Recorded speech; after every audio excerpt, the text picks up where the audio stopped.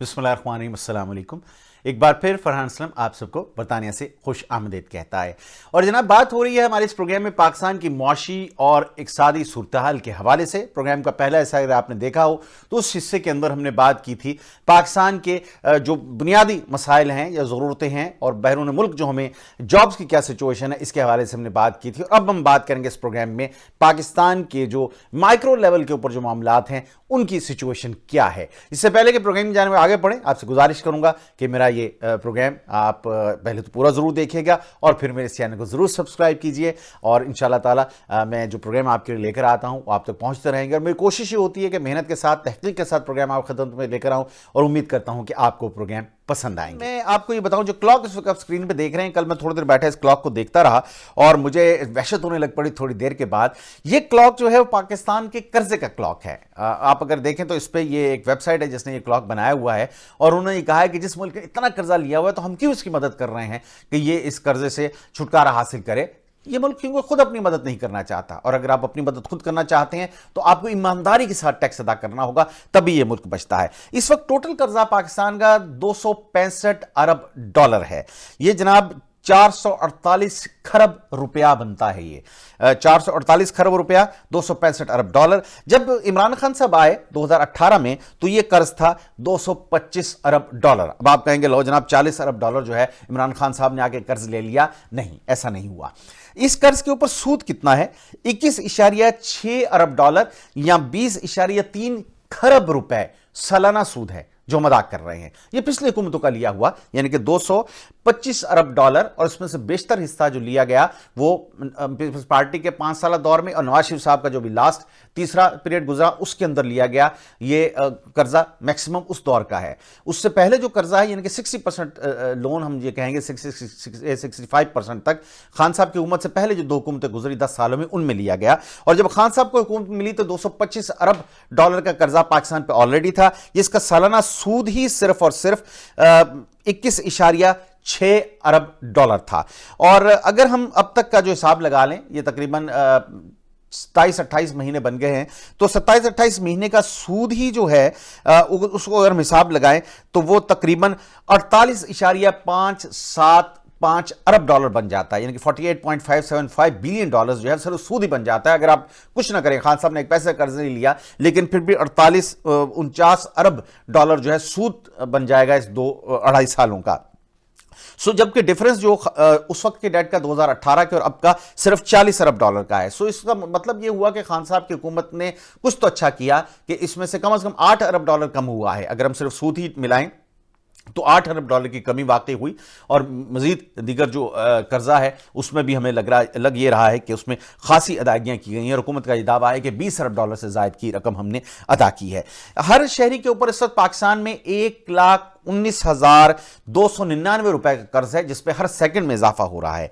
और ये हर सेकंड में आप कितनी इंटरेस्ट की पेमेंट दे रहे हैं? ये जो हजरात पीपल्स पार्टी और मुस्लिम लीग नून के बड़े गुण गाते हैं, मैं उनसे ये सवाल करना चाहूंगा। मुझे आप यकीनन बुरा भला कहेंगे इस वीडियो के आखिर में, लेकिन मैं आपसे कहता चलूं कि हर मिनट, हर सेकंड के अंदर 65,000 रुपए का सूद आपको अदा करना पड़ रहा है पाकिस्तानियों को। 65,000 रुपए हर सेकंड के अंदर। और ये वो सूद है जो पीपल्स पार्टी और मुस्लिम लीग नून की हुकूमत अपने अदवार में बेशतर हिस्सा लिया। इसका 65% तक कर्ज ये पिछले 10 सालों का जो उन्होंने लिया, और इसका 65,000 पर सेकंड आप कर्ज जो है वो सूद है, सिर्फ सूद अदा कर रहे हैं। असल की बात मैं नहीं कर रहा आपसे। सो ये सिचुएशन इस वक्त डेट की है, जबकि एक्सटर्नल डेट इसमें से, क्योंकि ये टोटल कर्ज मैंने आपको बताया वो 114 अरब डॉलर का हो गया है, जबकि इससे पहले ये 112.8 अरब डॉलर था सेकंड क्वार्टर के अंदर। थर्ड क्वार्टर में ये बढ़कर 114 अरब डॉलर हुआ, यानी कि 945 मिलियन डॉलर का इसमें इजाफा हो गया है। ये एक्सटर्नल डेट जनाब 2018 में 91 अरब डॉलर था। सो 91 अरब डॉलर से अगर हम इसको देखें तो इसमें 25.28% का इजाफा हो गया है जो एक्सटर्नल डेट है पाकिस्तान का।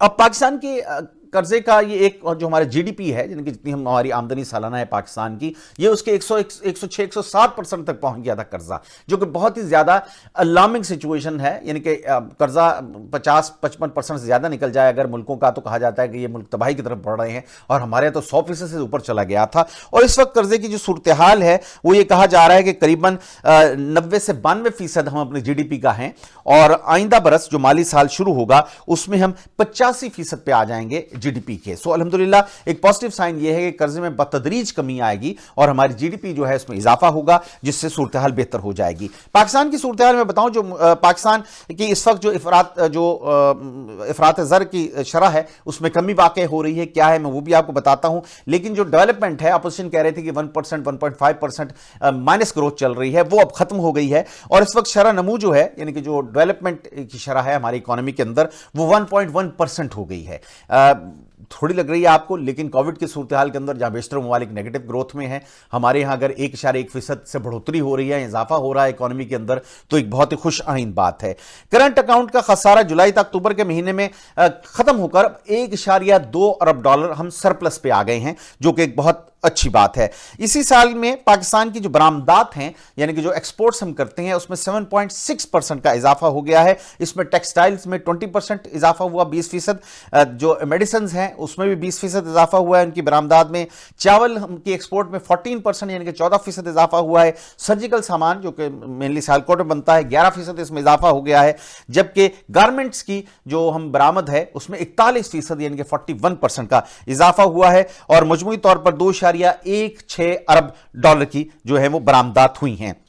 اس کے علاوہ جو سرمایہ کاری ہے، اس میں گزشتہ 10 سالوں کی نسبت سب سے زیادہ اضافہ ہوا ہے. کسی ایک کوارٹر کے اندر سب سے زیادہ اضافہ جو ہے اس دور میں ہوا ہے. پچھلے 10 سالوں کی بات کر لیں، اس میں مسلم لیگ اور پیپلز پارٹی دونوں کے ادوار شامل ہیں، اور اس وقت $2.15 بلین جو ہے اس کی انویسٹمنٹ ہوئی ہے. اور یہ برآمدات کی جو بات کر رہا ہوں، اس میں اضافہ ہوا ہے $2.15 بلین کا. اور آپ یہ دیکھیں گے کہ 5 ماہ کے اندر جو اس رواں مالی سال کے گزرے ہیں، جون سے یہ سال شروع ہوا ہے، اس کو آپ حساب کر لیجئے، نمبر تک کی بات ہو رہی ہے. سب سے جو ٹیکس کی وصولی ہوئی ہے، یہ $1.6 کھرب کا ٹیکس پاکستان نے اکٹھا کر لیا ہے، جو کہ 17 ارب ہدف سے زیادہ ہے. بہت کم ایسا سننے میں آیا، مجھے یاد نہیں پڑتا کہ کبھی جو ہدف ہو اس کو پاکستان نے اچیو کیا ہو. کہا جاتا ہے کہ ہدف ہمیشہ زیادہ رکھا جاتا ہے تاکہ ہم ایفرٹ کر کے اس ہدف تک پہنچیں، لیکن الحمدللہ پہلے 5 ماہ کے اندر ایف بی آر نے $1.6 کھرب کا ٹیکس جو ہے وہ اکٹھا کر لیا ہے، جو کہ 17 ارب زیادہ ہے. اس کے علاوہ جو تجارتی خسارہ ہے، اس میں گزشتہ ماہ کمی آئی تھی 7.41% کی، اور یہ $1.8 بلین رہ گیا تھا. لیکن اس بار پھر اس ماہ کے اندر ایک بار پھر جو تجارتی خسارہ ہے، تجارتی خسارے سے مراد یہ ہوئی کہ جو چیز ہم باہر بیچتے ہیں، جو چیزیں خریدتے ہیں، اس میں فرق ہے. ہم خریدتے زیادہ ہیں باہر سے، بیچتے کم ہیں، جس کی وجہ سے جو ہمارا ٹریڈ ڈیفیسٹ ہے وہ بڑھتا چلا جا رہا ہے. پچھلے مہینے اس میں کمی آئی، لیکن اس بار ایک بار پھر یہ جو ڈیفیسٹ ہے یہ ریکارڈ سطح پر پہنچ گیا ہے. اور تمام تر کوششوں کے باوجود بھی حکومت بظاہر اس پر قابو پاتی نظر نہیں آتی. 14.7% اس میں اضافہ ہوا ہے، اور $2.06 ارب ہو گیا ہے. یہ اکتوبر میں $1.803 ارب تھا، میں نے بھی آپ کو بتایا ہے. اس کے علاوہ جناب درآمدات کا حجم کے حوالے سے میں آپ کو بتا ہی چکا ہوں. کچھ جو روزمرہ استعمال کی چیزیں ہیں جو آپ استعمال کرتے ہیں، وہ بھی میں آپ کو بتاؤں. آپ اس میں کہیں گے کہ جناب یہ کیا ہوا روزمرہ استعمال کی چیزوں کے حوالے سے. اس وقت پاکستان کے اندر جو سچویشن ہے، جو اشاریے ہیں چیزوں کے بڑھوتری کے، اس کے حوالے سے میں آپ کو بتاؤں تو نومبر کے مہینے میں جو کاسٹ آف فوڈ ہے وہ 15.13% بڑھ گئی ہے. اب اس میں قصور میرا، آپ کا، ہم سب کا ہے.